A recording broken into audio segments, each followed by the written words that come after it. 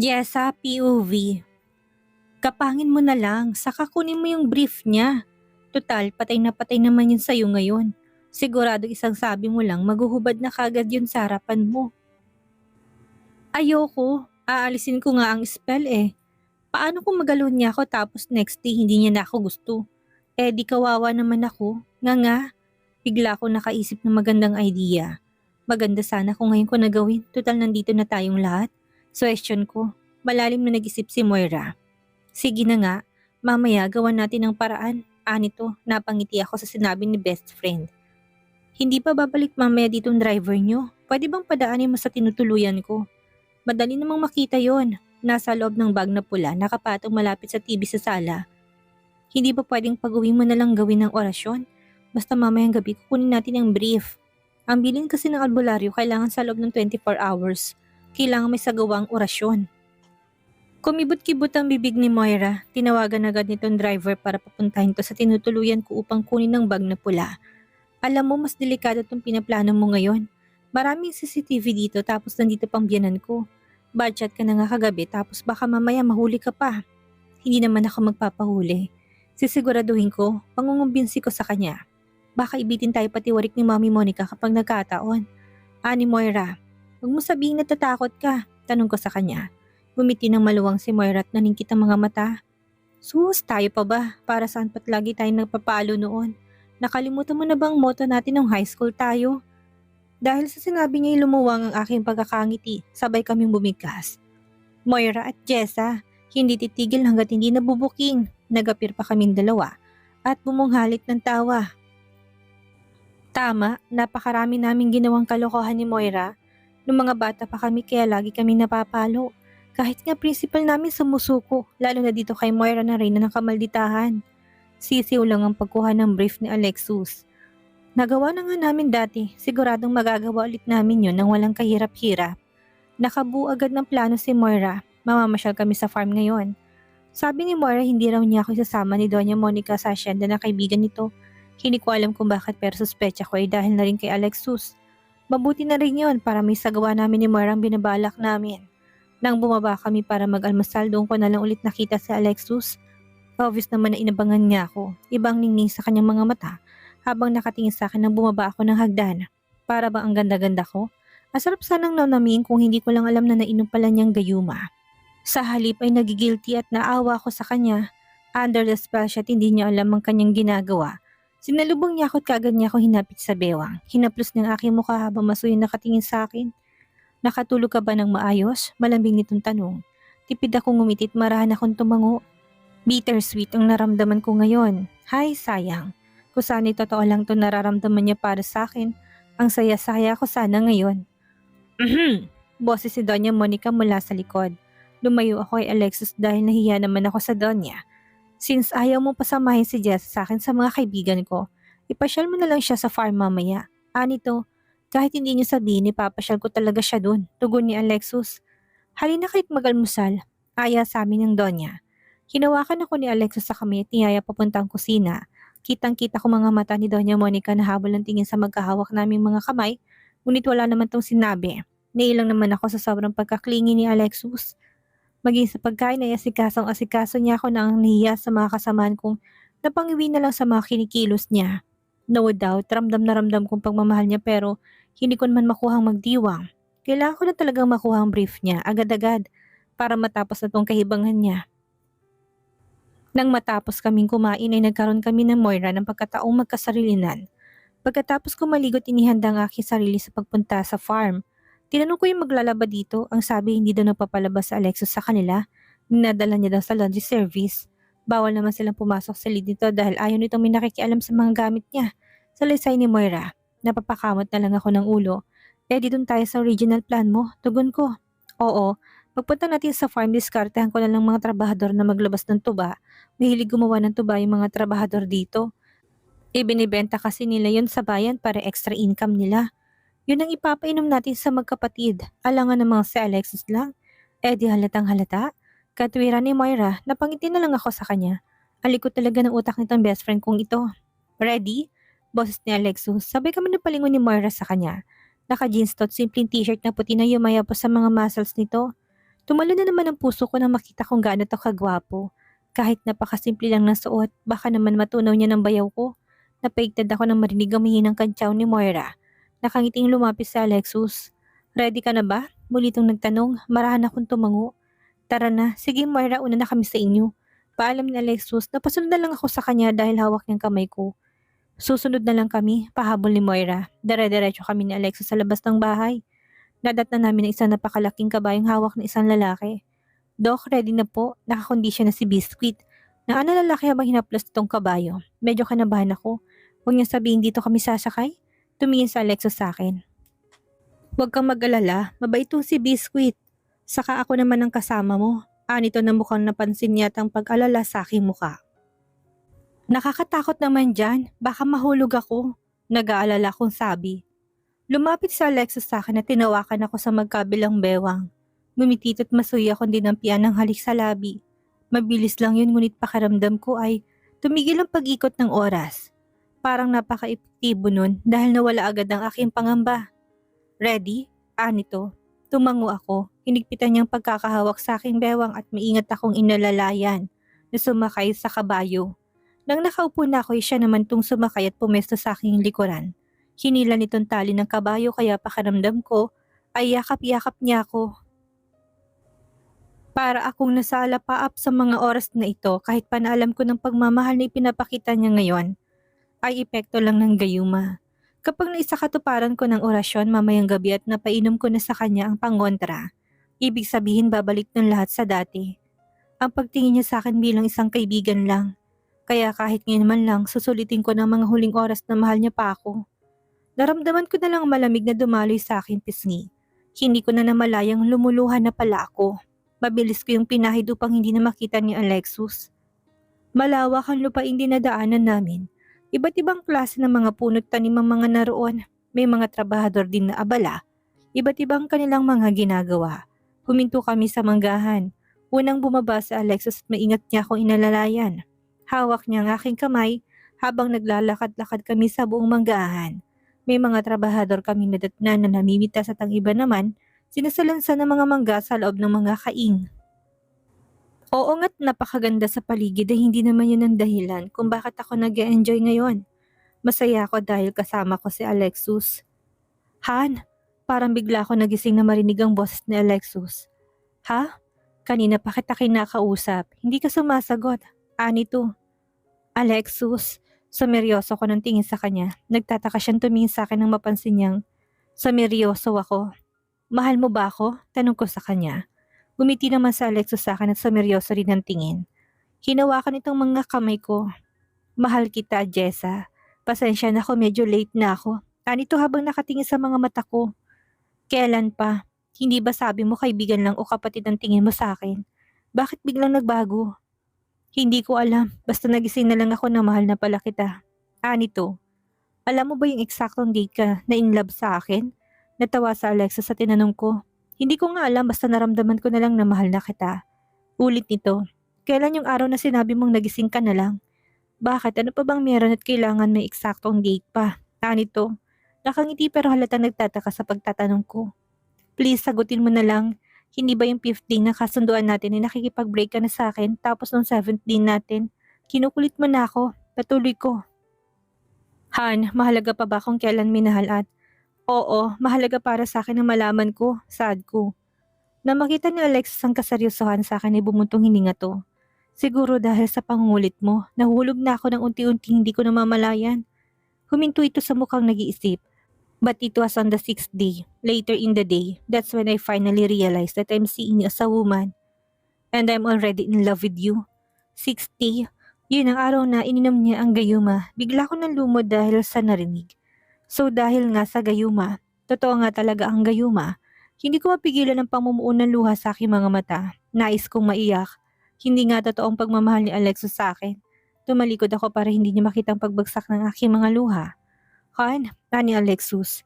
Mabilis na tagpunta sa Alexus sa harapan ko. Huli na para itago sa kanyang aking mga luha. Hinawakan niyang aking baba at inangat niya ang aking muka.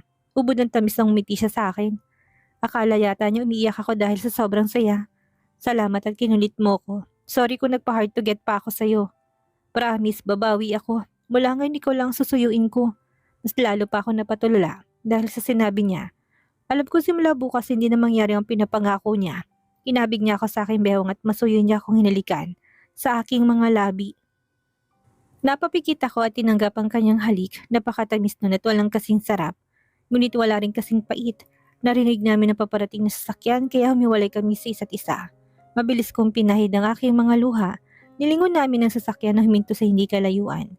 Bumaba si Douglas kasunod si Moira. Lumakad ako palapit sa kanila. Nasaan ang mga anak mo? Tanong ko kay Moira.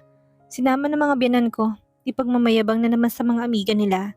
Natatawang sabi ni Moira. Buti sumama sa kanila yung mga bata. Paano hindi sasama, spoil sila sa mga lolo't lola nila? Saka may mga yaya naman silang kasama doon. Mabuti nga yun. Madali nating magagawang pinaplano natin. Pabulong at pilyang sabi ni Moira. Nawala lang ang pagngiti nito nang mapansing nakakunot ang noo ni Douglas na nakatingin sa kanya. Ano yun? Dudang tanong ni Douglas sa kanya. Painosente namang tumingin si Moira sa kanya. Anong ano yun? Maang-maang sabi nito. Ngumiti ito kay Douglas at niyakap ang asawa. Babe, pasyal mo naman kami sa tubaan. Gusto ko lang ipakita kay Jessa kung paano ginagawa ang tuba. Malambing nitong sabi kay Douglas. Si Douglas naman hindi nawawalang pagkakunot ng noo. Kilalang kilala na nga talaga nitong asawa. Ramdam siguro nito na may kalokohan sa utak ni Moira. Wag na lang Moira, sa YouTube na lang ako manonood. Pareho lang naman yun, dugtog ko. Kailangan bakapan kong drama para mawalang atensyon ni Douglas kay Moira na mukhang diskumpiyado talaga sa asawa. Bakit gusto mo makita ang paggawa ng tuba? Si Alexis naman ang nagtatanong. Si tatay kasi gustong gumawa ng tuba at suka. Hindi ba ang dami niyo sa likod ng bahay namin? Nasasayang lang. Hindi mo kagad sinabi dun sana tayo nagpunta. Bakit ako ngumiti kay Alexis? Ha? Hindi naman importante yun. Kahit wag na, tanggi ko pero ang totoo na nanalangin ako ng si Alexis na magiya. Tara, anito. Hinawakan ako ni Alexis sa kami at napasunod ako sa kanya na magtungo kami pabalik sa kabayo niya. Lima ko na pangiti na makitang kabayo. Gustong gusto ko sumakay dito dahil sa yakap ni Alexis na baka bukas ay hindi ko na maranasan pa. Dinala ako ni Alexis sa napakaraming puno ng nyog.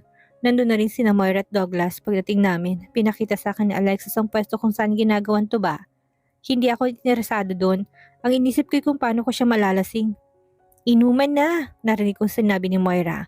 Paglingon ko yung may bitbit nitong dalawang bote ng tuba sa magkabilang kamay. Nais ko matawa sa itsura niya. Umasip naman ang mukha ni Douglas at ni Alexis nung makita siya. Babe, tanghali pa lang. Papainumin mo na agad kami?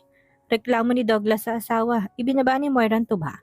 Binalingan nito si Douglas at malagkit na tiningnan. Tumabi pa si Moira sa asawa at may binulong na may kasamang napakalanding ngiting sumilay sa mga labi. Napalunok naman si Douglas at napatingin sa asawa. Naroon pa rin ang malanding ngiti ni Moira saka tumango-tango kay Douglas. Umaliwalas ang kanyang nakakunot na noo ni Douglas saka lumuwang ang ngiti sabay tingin sa tuba. Pagkuway inalis ang takip ng bote. Okay, simulan na natin, ani Douglas. Nilingon nito si Alexis. Ano pang tinatayo mo dyan? Tara, tagay na, niyaya ni Douglas sa kapatid. Nakangiwi naman ang mukha ni Alexis na makatingin ng kami. Kung ayaw mo ako na lang, wika ako tsaka mo kumupo sa tapat ng mag-asawa. Stop it, Jessa, hindi ka marunong mag-inom, saway ni Alexis. Ayaw mo kasi, di ako na lang, kunwari ko pang sabi. Bumuntong malalim ng buntong hindi nga si Alexis. Okay, nanito napilitan habang nag-inuman ay dumating ang ilang trabahador at inabutan sila ng pulutan. Nakita kasi nila nag-inuman ng magkapatid kaya nagkusa ng mga to. Si Moira naman nakakuha ng tiyempo para hilahin ako sa tabi at kausapin. Habang abala magkapatid sa pakipag-usap sa mga lalaki. Iuwi natin sila kapag lasing na. Ako na magde-drive. Marami naman trabahador dito na tutulong sa atin para akayin sila. Dire-diretso sa salaysay ni Moira. Ang galing mo. Teka, paano mo napapayag si Douglas na painumin siya? R18, bawal sabihin. Nakabungis sabi ni Moira. Sana all, natatawang sabi ko. Di wag mo na lang kontrahin ng gayuma kay Alexis. Sabihan mo lang yan siguradong i-anli ana-ana ka na niyan. Pabibiro ni Moira. Joke lang, preserve mo yung kifi mo, anito. Siyempre siguraduhin kung walang gasgasto kapag kinasal ako. Taas daw kong pagsaangayon kay Moira. Nilingon namin ang magkapatid, nagkatingin ng dalawa sa amin. Tara na baka makahalata na yung mga yan, yaya ni Moira. Kunwari kaswal kami naglakad pabalik ni Moira, mas naging masayang inuman dahil nakisali na din iba pang mga trabahador. Aliw naman ako sa usapan nila dahil napakarami nila nakakatawang kwento. Hindi na nagtagal parehong lasing na magkapatid. Hindi ko akalaing ganun kabilis malalasing ang mga to. Malakas siguro sipa ng tuba. Na magkatinginan kami ni Moira, hindi namin maiwasan ng lihim na matawa. Tagumpay na naman, tulad ng plano na patulong namin sa mga trabador. Nisakay mga tusakyan at si Moira nag-drive pabalik sa malaking bahay. Sakto hindi pa umuwi ang matatandang Salvador, kaya mas umaayon sa amin na pagkakataon. Muli kami nagpatulong sa mga lalaking trabahador sa bahay. Inihiga nila si Douglas sa silid nila ni Moira. Si Alexis naman ay sa silid nito. Nagpalingalinga ako sa loob ng silid niya at nagbaka sakali na makikita ko mga hinubad na damit ni Alexis. Baka sakali may makita akong brief na nagamit niya pero wala akong makita. Baka nilagay na niya sa sakyan niya. Sa labas kasi nagpapalaba. Bilisan mo na lang na hubaran niya para makaalis na tayo dito. Isa pa baka dumating ng mga biyanan ko. Ani Moira na ngayon na nakatayo naman sa may pintuan upang bantayan kung may paparating. Kinakabahan ako, Moira. Nangangatog ko sabi. Ngayon ka pa kakabahan, nagawa mo na ngayon dati. Dalian mo na kasi. Ani Moira na isa pang kinakabahan din. Malakas ako na pubuntong hininga. Sorry ulit Alexis, usal ko habang nakatingin dito. Dahan-dahan ako napaupo sa tabi nito. Nangangatog ang mga kamay kong unti-unting nilapit sa pantalon ni Alexis. Hinawakan ko ang metal button at unti-unting inalis ang pagkakakawit. Dahan-dahan kong binaba ang zipper niya. Marahang-marahan upang hindi siya magising. At nantuluyan ko ng may babae na silayan kong itim nitong boxer. Nakadungo na naman si Felix kaya napalunok ako. Moira, nag-hello si Felix. Baliw, bilisan mo't puro Felix bakit yung inatupag mo, sita ni Moira na papatawa. Bibitawan ko na sanang zipper ng pantalon nang biglang hablutin ni Alex sa aking kamay. Halos himatayin ako na makitang gising na gising siya at nakatitig sa akin. Napakahigpit ng pagkakahawak nito sa kamay ko. What do you think you're doing? Nanlalaki ang aking mga mata na makitang gising na gising si Alexis habang mahigpit ang hawak nito sa aking kamay. Halos himatayin ako sobrang gulat at patinding kamang nararamdaman ko ngayon. Nais kong tumakbo papalayo sa kanya, kaya hinila ko ang aking kamay pero ayaw niya itong bitawan. Ilang beses ko pang tinangkang hilahin para makawala pero hinila niya lang ang kamay ko. Mula sa pagkahigay umupo ito sa hinaharap ko. Napasinghap ako ng halos magdikit ang aming mga mukha. Parang gusto kong kainin na lang ako na lupa ng mga oras na ito. Nilingon ko si Moira para humingi ng tulong ngunit isa pa rin tong gulat na gulat at parang tinusok sa kanyang kinatatayuan. Hindi rin to nakapaniwalang hindi naman pala lasing sa Alexis. Bigla na lang natuliro si Moira. Nanay ko po, namumutang sabi niya. Bigla na lang natatakbo si Moira papasok sa silid at hinimala mo ko anong gagawin. Tatakbo dito, tatakboon, tulirong-tuliro to at sa huli parang dagang nasukulat na paupo nilang sa sulok ng maliit na sofatila, takot na takot. Tapos na ba kayo maglaro ha, Moira? Galit na boss si Douglas ang dumadunggong sa silid na Alexis. Hinahanap ng mga mata nitong kanyang asawa, kaya pala gano'n na lang naging reaksyon ni Moira. Nakita niya palang paparating ng asawa kaya gano'n na lang ang takot nito. Ngayon ko lang nakita si Douglas na gano'ng itsura, nakakatakot, kagaya na kung paano ilarawan ng mga empleyado sa ospital. Ang CEO na kilala nila. Hawak pa rin ako ni Alexis at titig na titig siya sa akin. Matimang tingin niyang nanghihingi ng paliwanag. Alexis, mahina kong sabi, napayuko na lang ako dahil sa sobrang hiya. Wala ka bang balak magpaliwanag, Moira? Mariing tanong ni Douglas. Napapigit naman ako na marinig kong tinawag na naman ito sa pangalan ng best friend ko at hindi babe. Siguradong malilintikan si Moira nito. Ganun na din ako. Buong akala ko pa naman tagumpay ng plano namin dalawa. Kami pala itong naisahan na magkapatid. Kaya palang bilis malasing. Nagpapanggap lang palang mga to. Sumunod kayo sa opisina. Tinapunan muna ni Douglas na matalino na tingin ng asawa bago ito tumalikod. Gayuma! Halos sabay na bulalas ng sabi ng magkapatid na Douglas at Alexis. Hindi makapaniwala sa sinabi namin ni Moira. Babe, ano ba talagang kalokohan to? Tanong ni Douglas sa asawa. Nakayuko lang si Moira at parang anghel ngayon. Kaya pala, nakapagduda yung mga kinikilos yung dalawa kanina. Sinasabi ko na nga ba't may binabala kayo? Halos pagduldulan niya sa mukha namin yung tuba. Si Douglas pa rin. Pakaramdam ko kung siyang dapat na magpaliwanag kaya nagsalita ako. Kasalanan ko, kinulit ko lang si Moira na tulungan ako. Walang nagsasalita at naghihintay ang magkapatid sa susunod na sasabihin ko. Hanggang ngayon hindi ko pa rin magawang tignan sa Alexis. Sa kagustuhan ko may love sa akin si Alexis, pinainom ko siya ng gayuma. Lumunok muna ako bago nagsalita. Nung birthday ni Moira, nilasing namin siya kasi kailangan ng orasyon yung brief ni Alexis, yung gamit na. Napapigit ako na marin habang nakangiwi ang aking bibig, naghihintay ng sermon mula sa magkapatid. Narinig kong sabay na nagtawanan ng dalawa, dahan-dahan ko minulat ang mga mata. At nang tingnan ko si Douglas ay hilot-hilot sa sarili at pigil na ngayon ang kanyang pagtawa. Samantalang si Alexis nakasalampak sa single sofa nakapatong ang siko sa armrest. Hinahagod nitong ibabang labi dahil ayaw mawala ng pitipigil ng pangiti habang panay ang kalog ng balikat nito. Nakakainis itong si Moira at nakuha pa talagang makitawas sa dalawa. Tinuloy ko yung pagpapaliwanag. Kinabukasan, piniinom ko kay Alexis yung kape. Naalala mo nung 16 natin nung madatnan ko kay ni Dr. Elvira sa opisina? May dala akong kape noon kaya ako nagpunta sa office mo pero binigay ko kay Lily. Siya ang nagabot sa'yo. Kaya ayan, in love ka sa akin. Hindi totoo yung nararamdaman mo. Under the spell ka kaya akala mo mahal mo ko. Nakaya ko kung sabit pa simpleng tumingin kay Alexis. Sumandal ito sa sofa, inangat ang kanyang mga baras at pinasalikop ang dalawang kamay sa likod ng kanyang batok. Prenting-prent ito sa pagkakaupo at napakagwapo nito sa kanyang pagkakangiti na waring aliw na aliw sa sinasabi ko. Sabihin na nating totoo yan, in love na ako sa'yo, bakit balak mo naman akong hubaran? Balak mo ba akong pikutin? Pwede mo namang sabihin na lang sa akin, alam mo namang hindi kita tatanggihan. Anito sa pilong ngiti. Pinamulahan ako ng mukha dahil sa sinabi nito. Muli ito nagsalita. Hindi kita tatanggihan. Under the spell nga ako, hindi ba? Mas lumawak pa lalong ngiti nito na halatang sinasakyan lang ang mga sinasabi ko at hindi naniniwala sa gayuma. Gagawa kasi ako ng pangontra para mawala ng epekto ng gayuma. Sagot ko, so ayaw mo nang mahalin kita? Tanong ni Alexis. Marahan akong tumango. Nagigilty kasi ako, mali na in love ka sa akin dahil sa gayuma. Hindi tama yun. Ilang sandaling namuong katahimikan sa loob ng opisina. Narinig kong malakas na buntong hininga ni Douglas.